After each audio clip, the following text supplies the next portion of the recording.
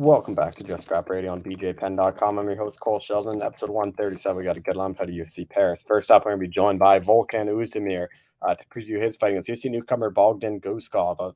He was supposed to fight Azamat Murzakanov. Azamat withdrew the fight, and he got a quick it was quickly with it. He was not without an opponent for long as Bogdan ended up taking the fight. Volkan says he doesn't know a whole lot about him, but after studying, he thinks it's going to be a really exciting fight. Obviously, Volkan's ranked 9th, fighting a guy that's coming in on his debut. He said there's obviously isn't pressure on him to get the win and do so by stoppage. To kind of make it look impressive to really show off that he deserves to be moving up these light heavyweight ranks. We're then going to be joined by Thiago Moises to preview his fight against Benoit Saint-Denis. This should be a very, very fun fight. Benoit and Thiago. Benoit was supposed to fight last year in Paris. It didn't come to fruition. Now he gets his chance to fight. He's coming off that first round submission win over Ismail Bonfim, which was a bit of an upset. And now he's taking on Thiago Moises, who's on a 2-fight winning streak. Submitted Costa back in January. Before that, submitted Christos Giagos to get back into the win column after losing to Joel Alvarez and Islam Makhachev. Thiago knows he can still go on and run in the flyweight division. He's unranked, but he says he thinks a win over Benoit, especially a stoppage win, can really get him back to fighting those top 15 guys. And he has a few names in mind for that Sao Paulo card in Brazil. Then we close things out talking to Kurt Holobaugh, who actually won at UFC 292. It took a bit to arrange this, but me and Kurt have been doing this for a while. Ever since kind of he was on the regional scene for a while. He admitted to me a couple of times he didn't think he'd ever get back to the UFC, but here he is, a tough winner. So we talked about the whole show, how it was filmed, if they missed anything, and then just the one about Austin, who he wants in his debut. But really good chat with Kurt as always. But be sure to share the show, subscribe, and tune in next week for another episode of Just Scrap Radio.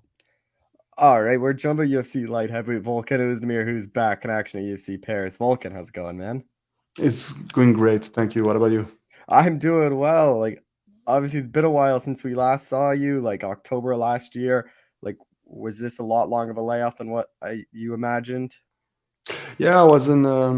I wanted to fight, obviously sooner, but after the fight, I had to take care of my hand. I broke my hand in the first exchange of the fight, so then it was a little bit of an ongoing issue with my hand, and now that this broke one more time, I really wanted to repair it. So first I had to wait because the issue was a different place. So first I had to wait till the break was strong again until I can operate at the right spot. And then that's why it took actually a longer time for me to come back into training. But now I'm finally good. And then fighting in Paris, like, was this a date you were interested in, fighting in France? Yeah, definitely. So I really wanted to have a date of a fight in Paris. Even the first time already, I went there as a guest.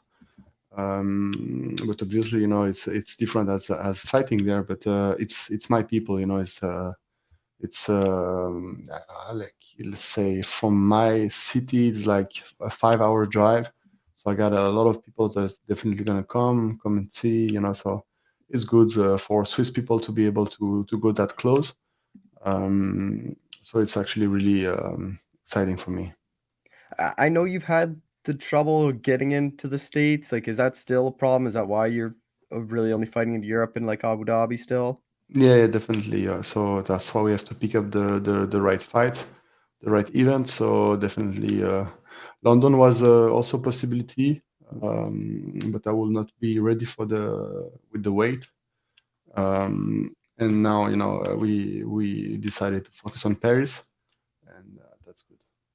And then you were originally booked against Azamat. He pulls out. Like, when he withdrew, like, were you worried that they weren't going to find you opponent, or did you think just because there was still quite a few weeks away, like they were going to get you an opponent? No, actually, I didn't know. I didn't know the fight was off. My manager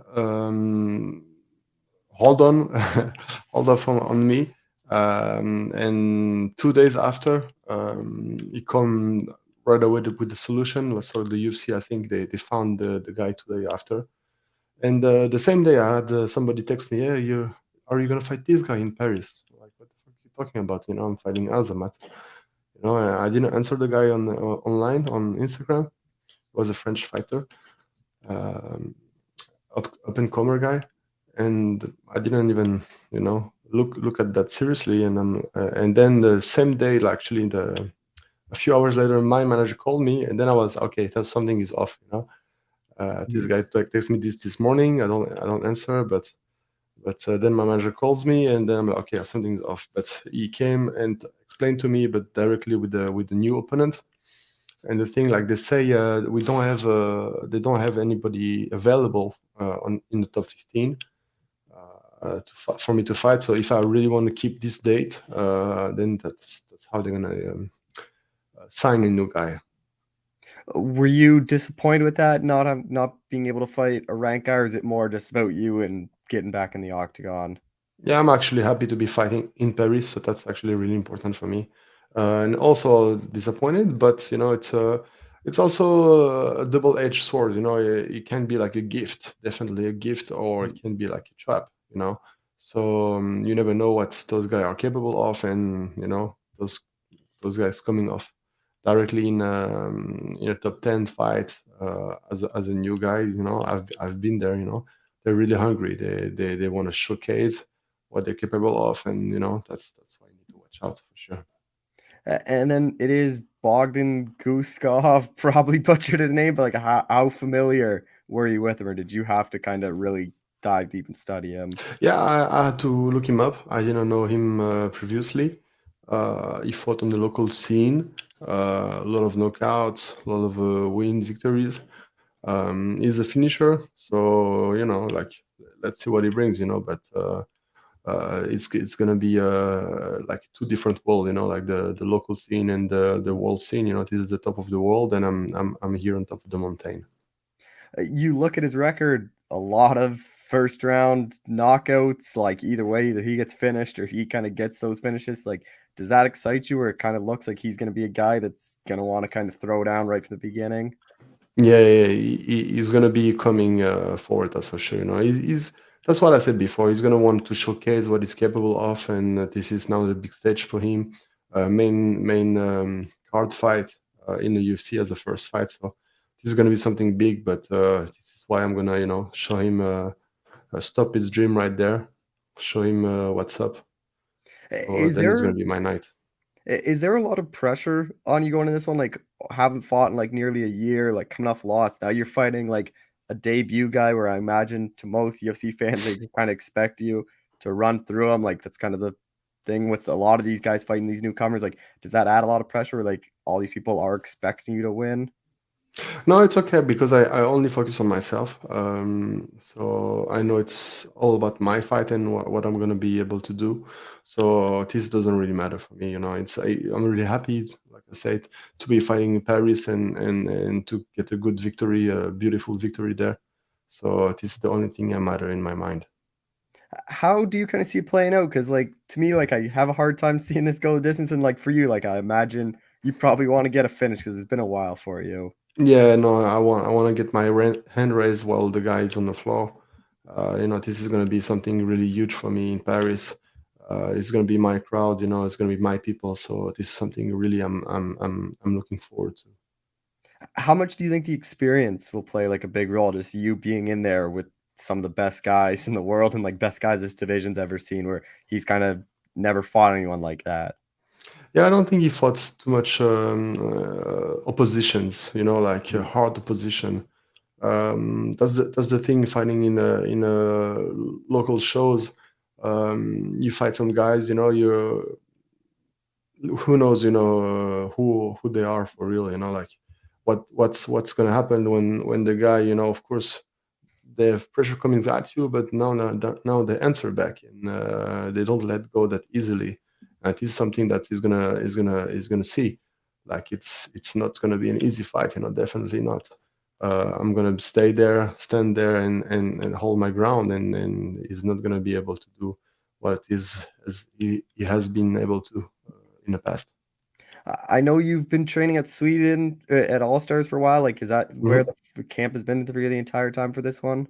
Yeah. I actually moved officially there, so I live now in Sweden. It's good. I was back in training in January after the broken hand. Slowly, with thing I was able to do, and step by step, still training and feeling great here. Who are the main guys? Like obviously they have like Hamzat, Anton. Like who are kind of the main guys you're working with? Yeah, actually, Anton is fighting with is training with me a lot now. He's fighting 1 week after me, so we actually it's perfect for us. Both same weight class, fighting almost the same dates.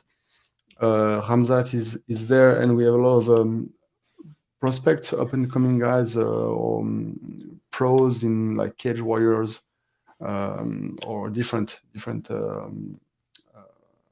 organization. But that's also what is good about Sweden. It's like a place where people come and go. So some people just come for 1 or 2 weeks, then they leave, and it's actually good to have like a lot of new guys all the time. With Hamzat, like I've talked to a lot of guys that have trained there, and they always say like they're surprised by like how strong he is. Like, has that caught you by surprise for a guy that's fought at welterweight and like now is a middleweight, but like how kind of strong he is and like how easy he gets these takedowns? Yeah, no, definitely, he's a different beast. But he's actually really heavy. Like he's making a lot of weight cuts. So when he fight, so it's actually he's not too different than me, weight class and also the height. So people don't really understand that he's actually a really strong guy. Plus he has like unlimited cardio. Like he's never getting tired, and he's always keeping pressure. So it is something really dangerous about him, that's for sure. How do you think he will do at middleweight then? Because everyone kind of was worried about the size, but you just kind of said there like he might even be a pretty big middleweight still. No, it's actually like right now that I'm dropping my weight, and he was also like kind of heavy. Like we only had like 3 kilos difference. So it's not gonna be that much of a problem. He's a tall guy. He's almost my size, a little bit taller than me. I'm not really sure right now. I need to check the numbers. But bro, he's my height, so it doesn't really matter. I think now he's going to be able to keep the weight on him and not kill himself cutting weight. So it is also going to be like different. Just a couple more things. Like you get the win over Bogdan at Paris. Like what do you think that does to this division? Like obviously the lightweight or light heavyweight division wide open. Like there's no champ. Kind of a lot of the top guys are injured. So like I know he's an unranked guy, make his debut, but you're still ranked in the top 10. So like what do you think a win here does for you? Yeah, this division is a shit show. It's really crazy. People come and go, like relishing the title.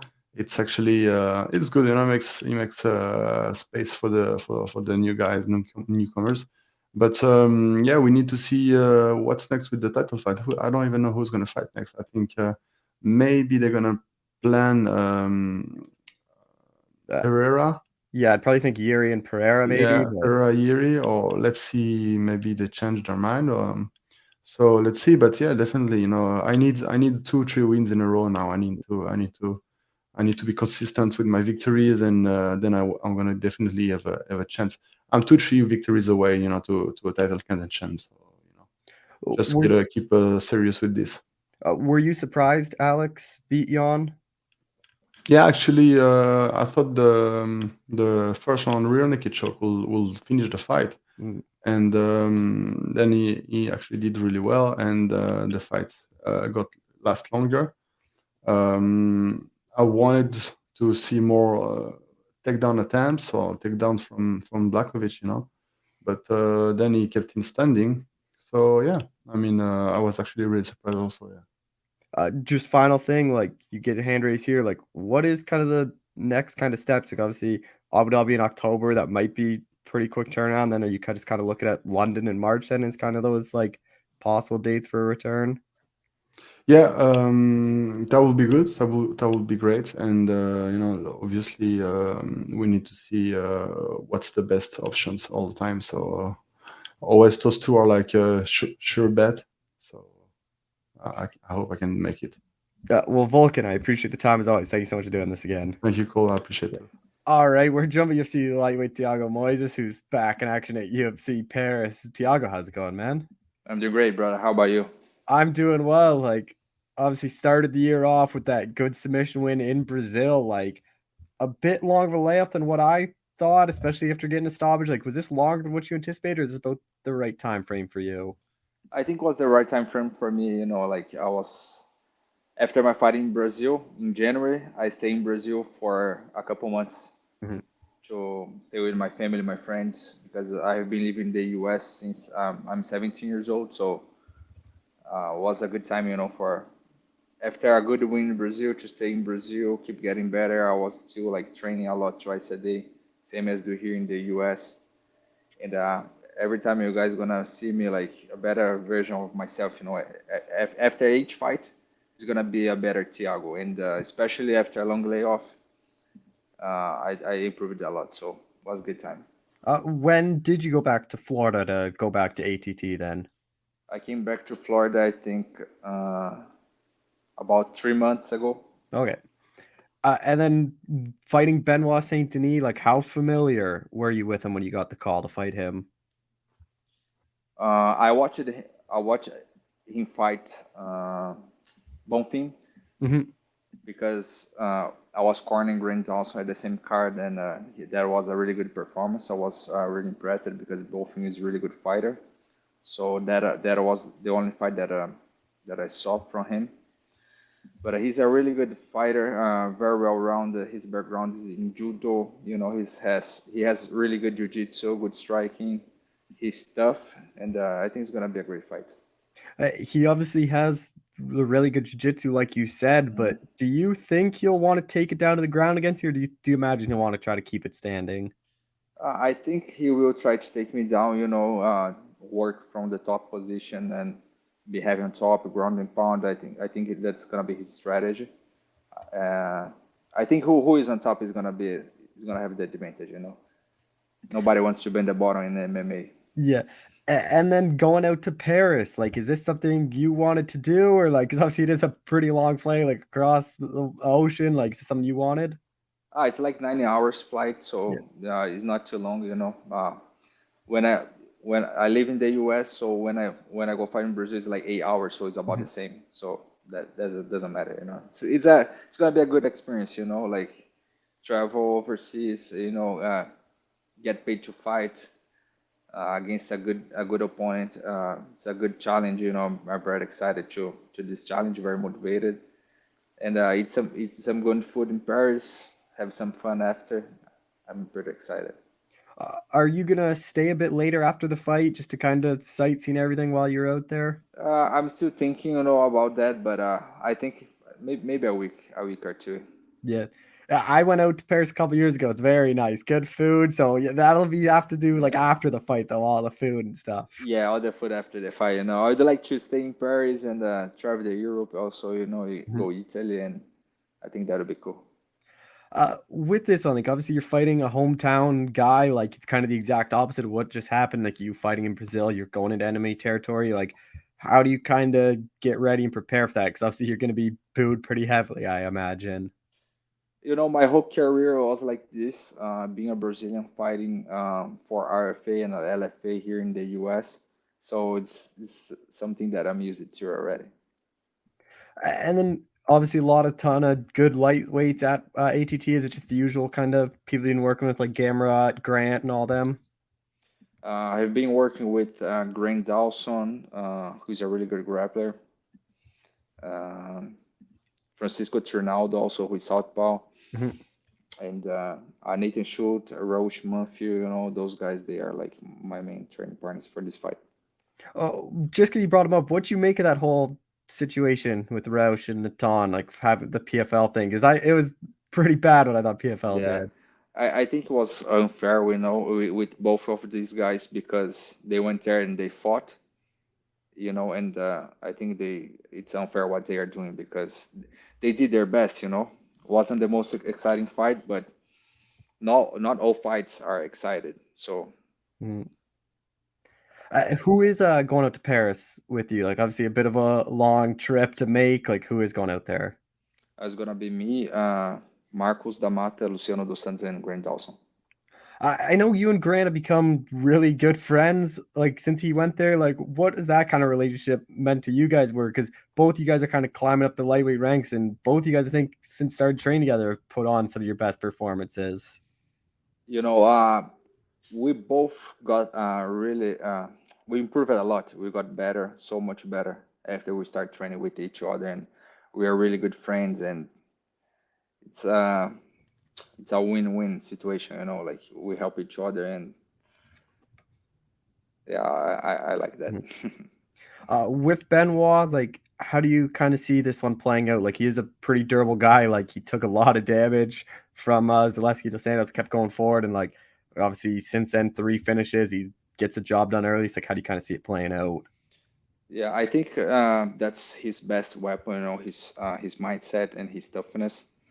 For sure, I am the most technical fighter, and I'm just planning to pick him apart, like on the feet, underground, and if the submission is there, if the KO is there, I'm gonna take it, but I'm not gonna force it. You know. Say you do get a stoppage over him, like, where do you think that puts you division? Like, I have to imagine it would be a ranked guy next. I'd love to get a ranked guy next. You know, Matt Fervola, who is top 14 now, Mhm. or Diego Ferreira, who is top 15. I think one of those guys would make sense. Or I wouldn't be surprised if they put him in the rank after this win. Mhm. Is that something like you think you might have to call them out after the fight on the mic to like really try to get one, or do you just think the UFC would know you deserve one? I think they know I deserve one for sure because they told me I was getting a ranked opponent next. Mhm.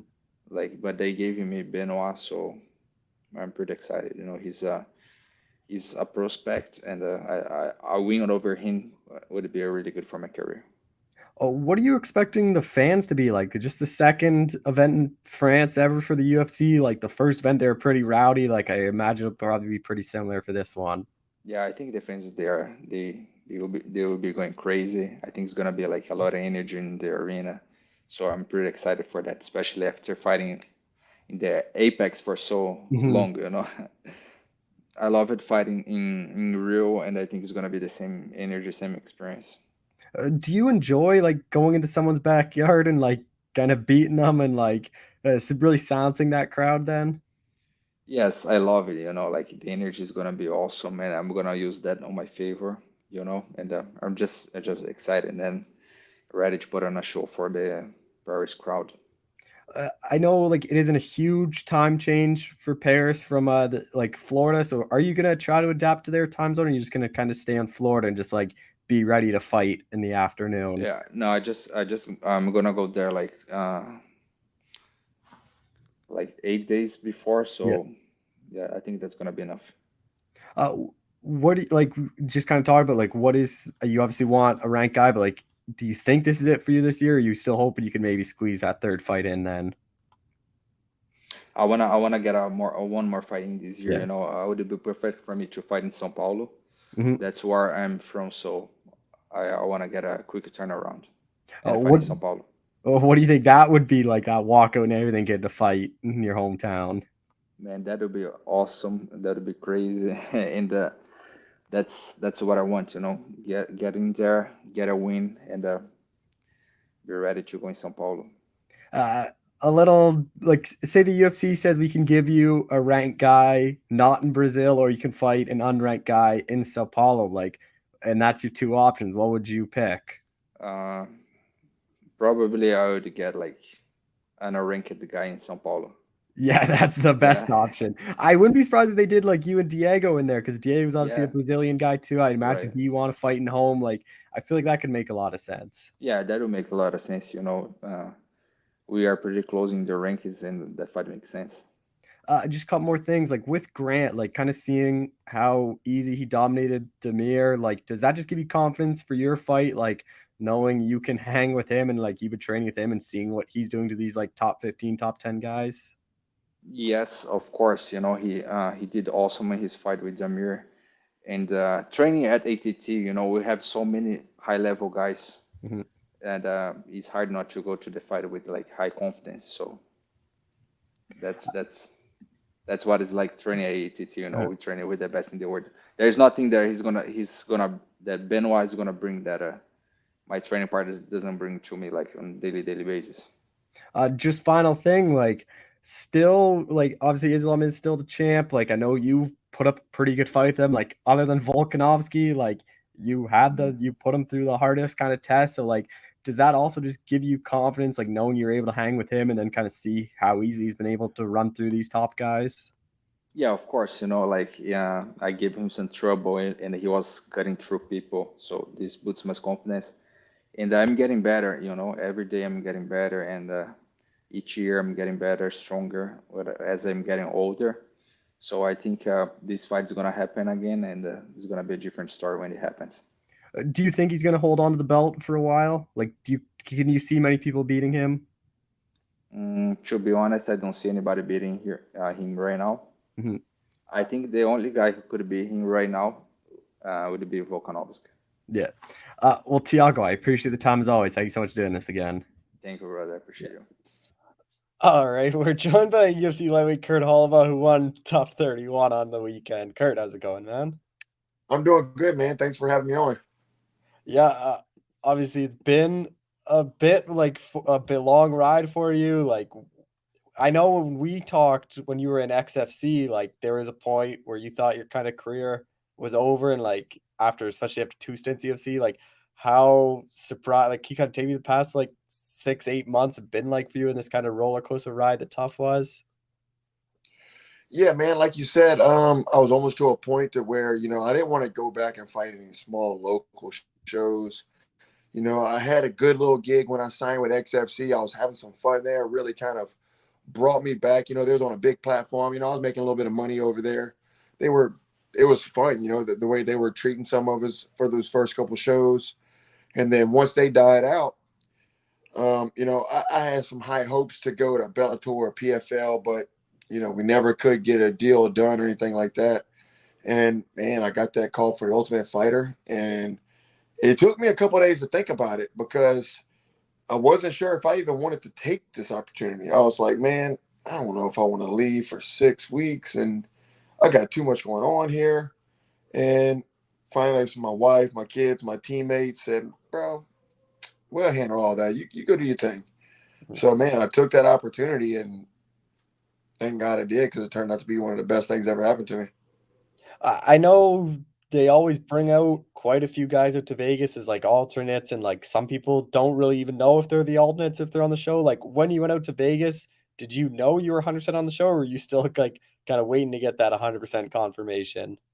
So I thought I was 100% until I started adding them up, and I'm like, okay, well, that's 1, that's 2, that's 3, that's 4, that's 5, that's 6, that's 7. And I'm like, God, man, I just counted 12 UFC vets, and I keep hearing this vets versus prospects. Then I start counting prospects, and I'm like, well, and then, you kind of run into a guy or two there, and they're like, yeah, man, there's a lot of people here. I heard some guys are alternates. I heard some guys know they're alternates. Some guys sign contract to be alternates.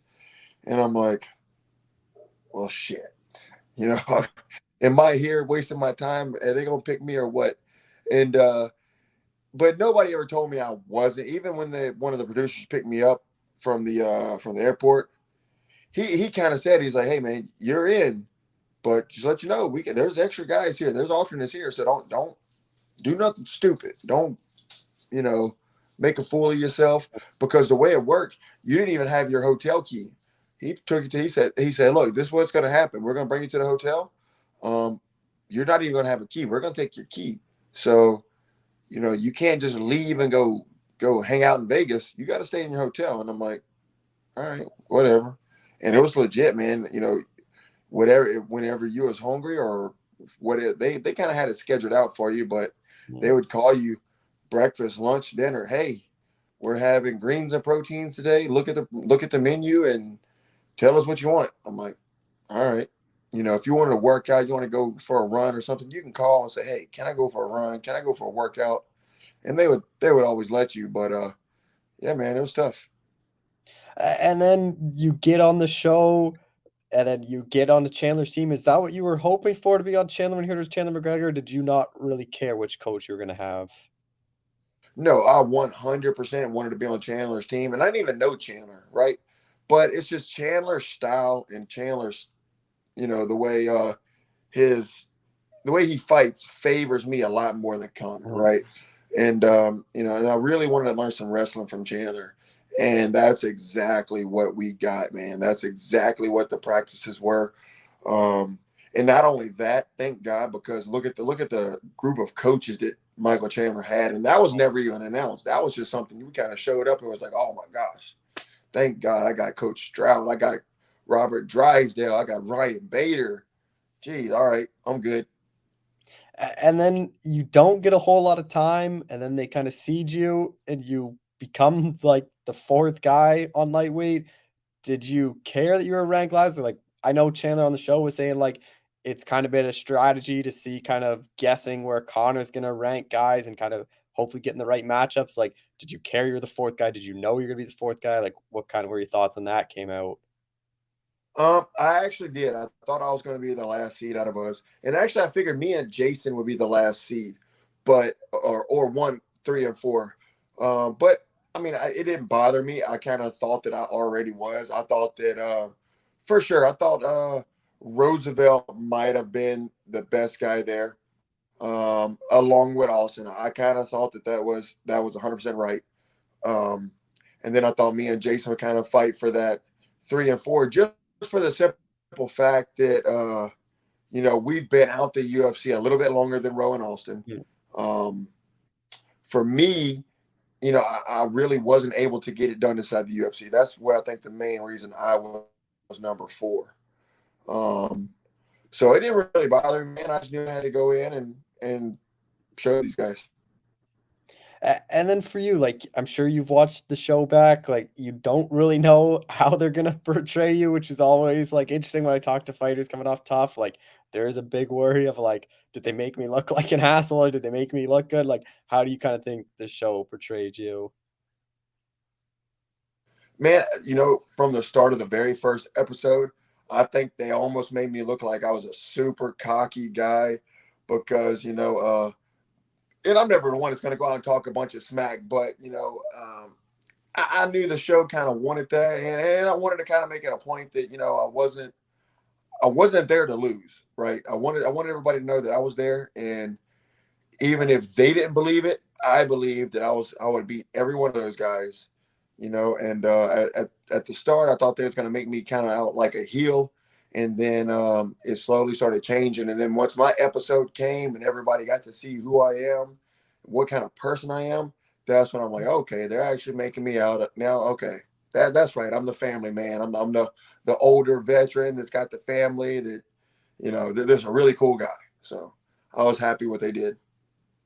First fight, you get Connor's guy in Lee, like, that was someone, like, I know he wasn't on the show until same with Brad Katona, like, I know both of them weren't on the show until Connor was announced as coach and got them both on, so, like, for you, like, that's kinda Connor's right-hand man, like, were you excited about that, being able to fight kinda Connor's main guy right out of the gates?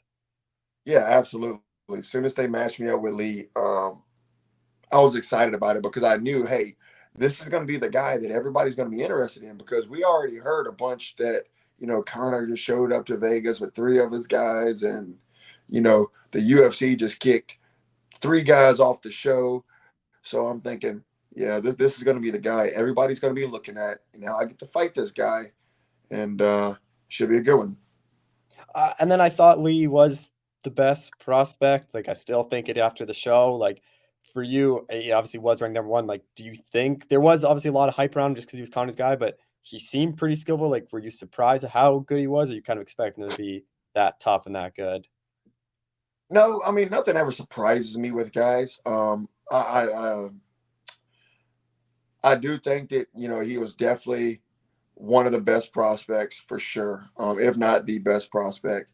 Um, and yeah, man, you know, he gave me some trouble. I just think that wasn't my best version either. You know, there's no excuses, which I still won the fight, so it doesn't matter if I make an excuse or not. But, you know, there's no excuses. But, you know, I hadn't fought in 2 years. I think I was a little rusty, and I've never believed in ring rust, but I was just slow. I mean, I don't know. And I tell you this, I know how good Austin was, right? And I knew I couldn't do the same thing against Lee, right? So Lee, he did a good job of controlling me. And I don't know if I was just scared to make those movements at the time to get up, and it finally dawned on me, halfway through the second round, and hey, well, you're not going to get another round. This is it, buddy. This is it. This is a 2-round fight. You don't get up, make something happen.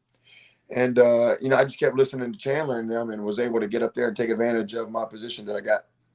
And your victory kind of set off the whole, like, Connor getting angry at Chandler and the shove. And, like, I don't think a lot of people realize watching was, like, you guys kind of fight back to back on certain days. So, like, I imagine the losses were building up on Connor. He wasn't too thrilled. And then he sees his guy lose. It was probably like the second, third fight of the day you guys were to see lose 3 straight and his guy lose. So, like, after seeing that, like, that's kind of when everything turned and your team started getting mad at Connor. Like, was it as bad as what they showed on TV of, like, you guys and Connor keep on going back and forth at it, like, even when you guys weren't fighting?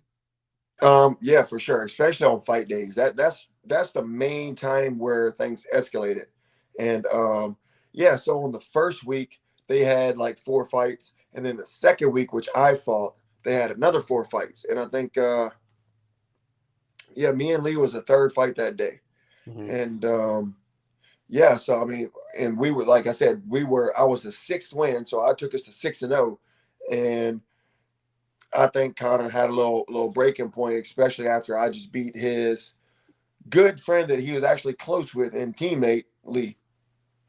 And I know on Saturday, Chandler said, like, they was asked about the show, and he said he thinks Lee's good enough to be in the UFC, and he thinks the UFC should sign him right now. Like, after fighting him, do you kind of agree, or you think he's a UFC caliber guy? Yeah, man, I do. Because like I told Lee, I'm like, look, man, I've been in there with some top guys. I've been in there with strong guys like Thiago Moises and stuff like that. Pat Healy at the time when I fought him. And those are strong, gritty guys, kind of like what Lee was trying to do to me. And I'm like, bro, I'm like, you did just as well as those guys. I was able to find some openings and ultimately come back. But I think Lee's a stud, man, and I hope he's a stud. I hope that there was a reason that he was able to control me and win that first round and a half.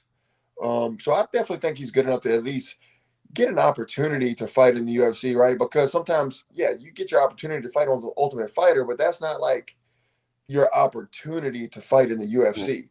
So, yeah, hopefully he does, and I'm sure he will. I mean, why not? You got Connor pushing buttons or helping you out. He'll get a shot. Which I did see Landon got a contract already, which I Yep. was a bit surprised by, because I thought, like, Lee would have been that first prospect, or they would have gone with, like, Rowe or Austin. But, like, I guess it, like, tough if you show enough and they like you. Obviously, I think it's pretty easy to get in, especially those short notice fights. But then your second fight, like, I think one of the best fights on the Ultimate Fighter, you and Jason. Going into that, I think a lot of people had expectations. I think they exceed it. Like, for you, like, did you kind of know pressuring Jason and, like, making that kind of brawl is kind of the key to success? Yeah, for sure. Look, me and Jason, we've been around each other for a long time. We've watched each other for a long time. That's been a fight that was supposed to happen, 11 years ago. That's been something that everybody around here's always wanted to see. Um, so it's almost like we've studied each other and we've watched each other for so long. And you know, Jason being Jason and me being me and knowing the way we fight, we wanted to go in and we wanted to put on an absolute best performance that we could. One of the best fights that we could. So we even said, hey man, look, if you want to go out here and you want to just throw, let's go out there and just throw. Look, you don't shoot a takedown unless you're like you really need to. I won't shoot a takedown unless I 100% need to. So I'm like, okay, deal. Let's do it. So I mean, that was all part of the plan, man. And hats off to Jason for that too, because that was his idea too, for us just to go out there and give that war for everybody. And then going into the finale with Austin, like, how much pressure was on you? Because obviously this is your shot at the UFC. Like, not many guys get the re-chance in the UFC. Like, I imagine if you lost, like, who knows what happens? Like, even if the UFC brings you back. So, like, how much pressure is kind of going on you in that fight? Man, look, I took every bit of pressure off my shoulders. It was like, man, I've already been through the worst. What's the worst that could happen? I already lost. I've already lost several times in the UFC. I'm just lucky. I'm grateful to be here, having this chance. I got my family in the stands watching me, man. I got so much love and support from back home. To me, it didn't matter. I was happy to be there. I was there to win. Don't get me wrong, but there was no pressure on my shoulders. For me, I was almost like, I've already been through the worst. And then the fight against Austin, like I thought you had a pretty good first round. That second round, you kind of caught him, but he was a bit off balance, and you kind of go for those submissions. I thought you were gonna get him with the first one, and then with the arm bar, and then he kind of rolls out into that. Like, how close do you think you were with that first session until he kind of rolled out a bit? Not very close because that's not even really one of my signature things. Now, don't get me wrong. I can definitely arm bar, but just being slippery, and I didn't realize how slippery it's going to be. I was just going to use that arm bar just to pull something else or either get back to my feet. So as soon as he did a hard bridge and started rolling, and I took the arm, I didn't really take the arm bar. It's just I was going to use that to get back up or to threaten something and set something else up. And of course, that led to the triangle choke whenever he started rolling over.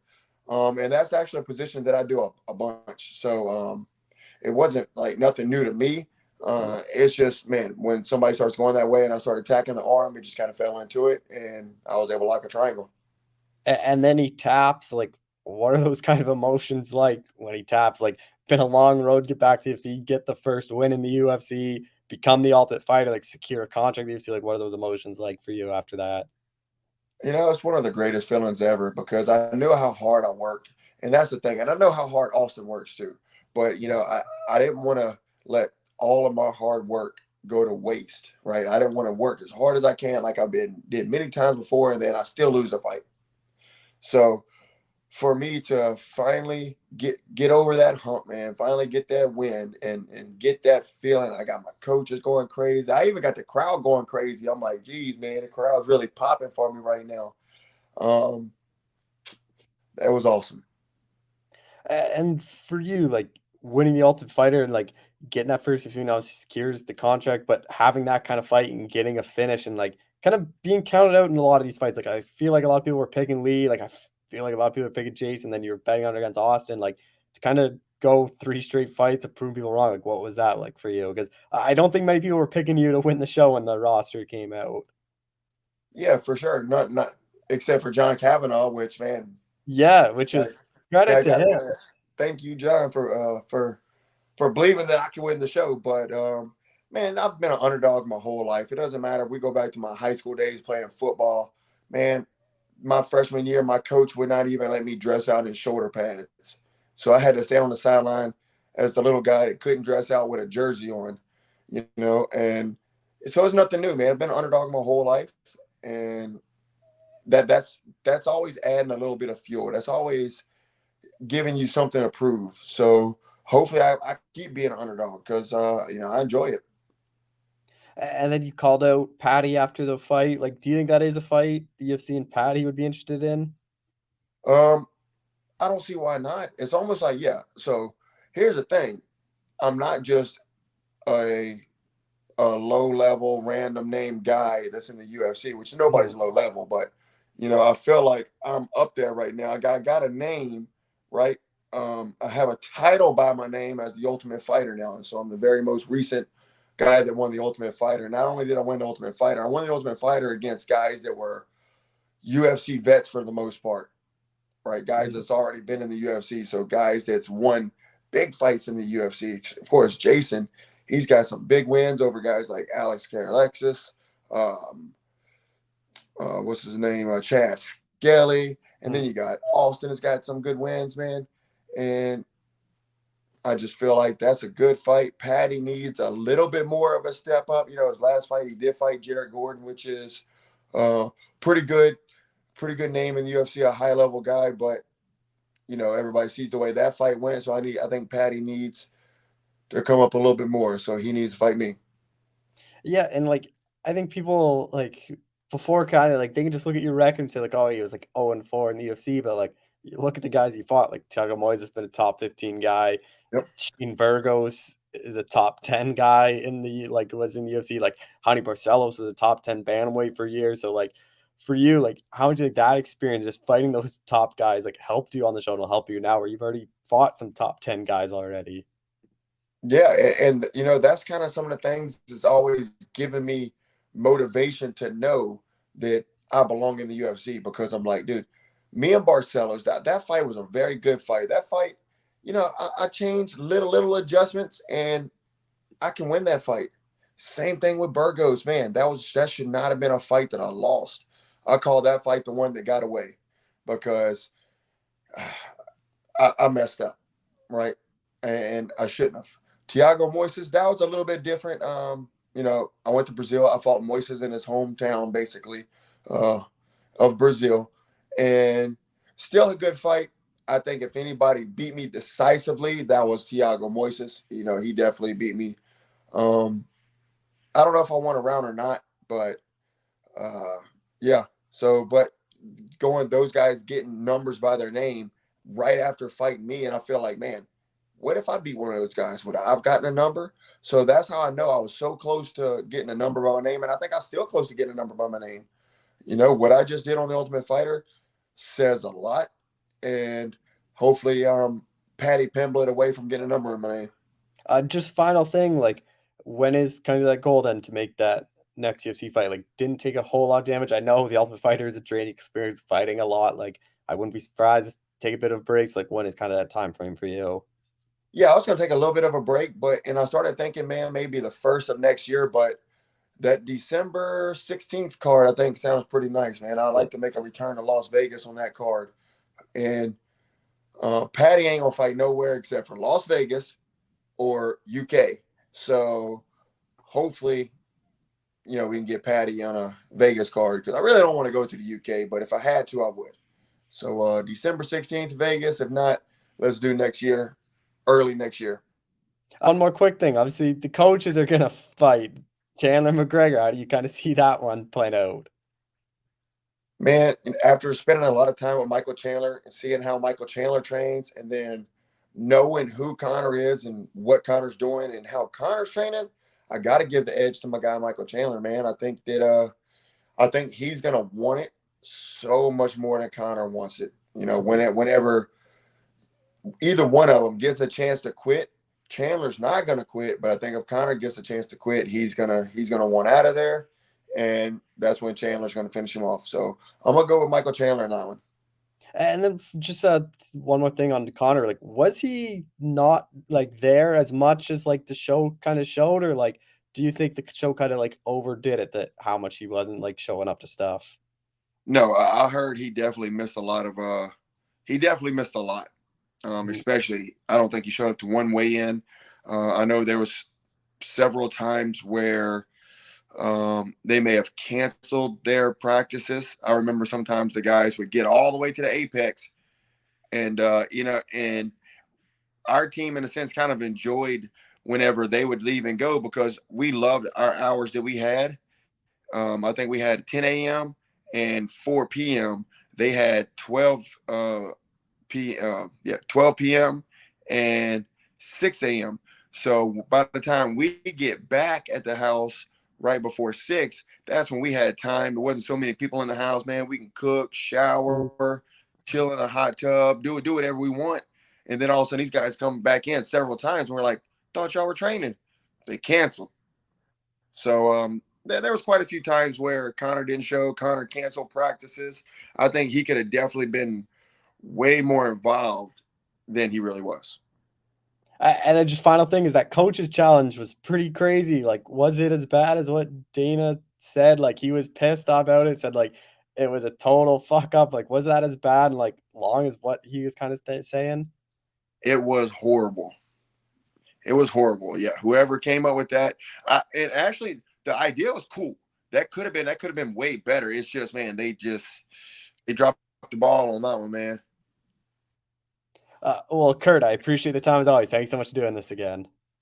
Yeah, absolutely, man. I appreciate you having me on. Sorry that it took so long, man. Yeah, we finally got it done.